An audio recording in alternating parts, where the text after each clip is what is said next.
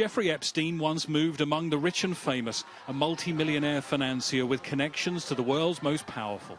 Donald Trump once called him a terrific guy.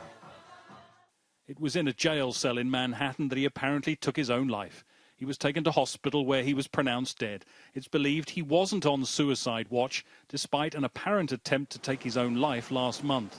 The Attorney General said he's appalled and ordered an investigation. Already a convicted sex offender, Epstein was facing the prospect of decades in prison if convicted of the sex trafficking of minors. His case had threatened to implicate prominent names from the worlds of politics and business. Among them, his friend, the Duke of York. In court documents released in the US in the last few days, the prince was accused of inappropriate behaviour towards 2 women. In a statement, Buckingham Palace said any suggestion of impropriety with underage minors is categorically untrue. It was in 2005 that police began an investigation into allegations of underage girls being paid for sex at Epstein's home. He struck a plea deal which saw him sentenced to 18 months in jail, but with permission to leave for 12 hours a day to work. The deal was agreed by prosecutor Alex Acosta. Last month, he resigned as Donald Trump's Labour secretary over accusations of showing leniency to Epstein. Trump once said Epstein liked beautiful women as much as he did, adding that many of them were on the younger side. He now takes a different tone.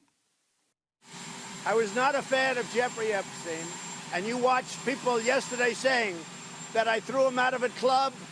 I didn't want anything to do with him. That was many, many years ago. It shows you one thing, that I have good taste.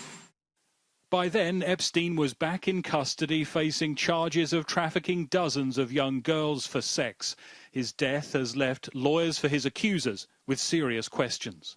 I think there should be a full inquiry into exactly what happened within the jail system.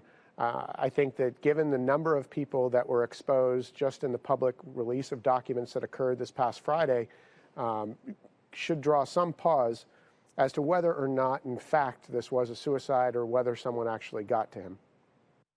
His death won't bring an end to the swirl of conspiracies, allegations or investigations into those close to him, but it ensures that Jeffrey Epstein himself will never face justice. Greg Milam, Sky News, Los Angeles.